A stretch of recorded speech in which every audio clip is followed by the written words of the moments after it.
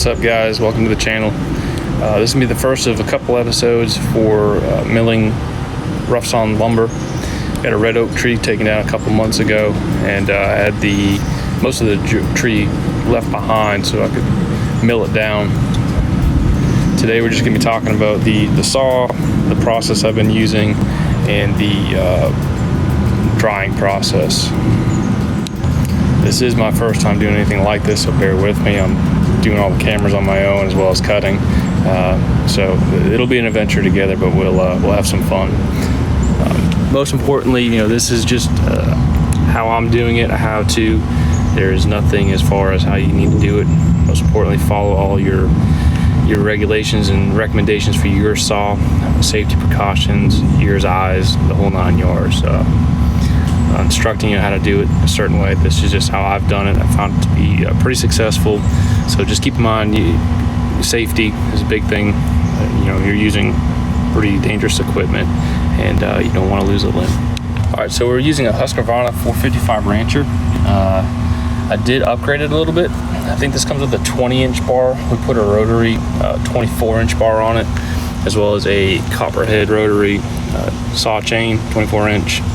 It's been pretty impressive. I haven't had any issues with it yet. I bought a cheaper saw, kept overheating on me, and it just wasn't performing. I bought this saw, and I haven't had an issue with it yet. Obviously, keep in mind when you're using these saws, make sure that you're following all the instructions by the manufacturer, your safety precautions. Like I said, these saws are dangerous. I'm just gonna talk about the setup real quick. This is just an Alaskan mill, a generic one I purchased off of Amazon. It's nothing special. I can put the link in the description down below. It's just a simple generic mill. I'm using a ladder as my guide rails. The guide rails are to keep everything as level and smooth as possible while you're doing your cutting. So one issue with the ladder is that it allows for too much movement and play. It doesn't sit stationary in one spot, and this first cut that you make is really important for your next several sets of cuts. You want it as level as possible, so that way each cut you make, rail will slide along the top without having any issues of it binding up or jumping or popping. You want it perfectly level if you can. So obviously I've got the first cut done. I ran into a small problem. When I had these logs placed, they were placed too close where my mill was hitting the other piece. So luckily I've got the ability to move that log. I used a 12,000 pound Badland winch that did the trick just fine.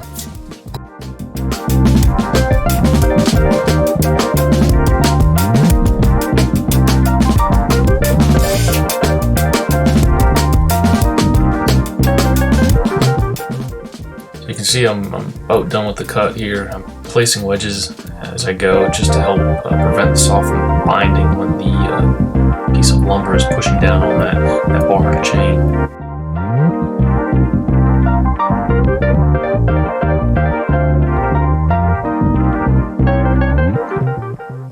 So we finished up. Obviously here's a couple pieces. Rinsed them down. You can see that green really popping. It's important to remember that you need to dry this lumber before you start working with it. So I've got it in my garage with a dehumidifier as well as a couple fans blowing, and it's taken about a month and a half so far to get to where my percentage is about 13 to 9 depending on the piece.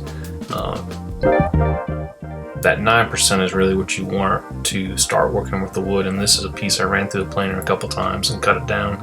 We're gonna make a desk out of it, and we're gonna do a video on using epoxy to fill in between to have kind of that live edge type style.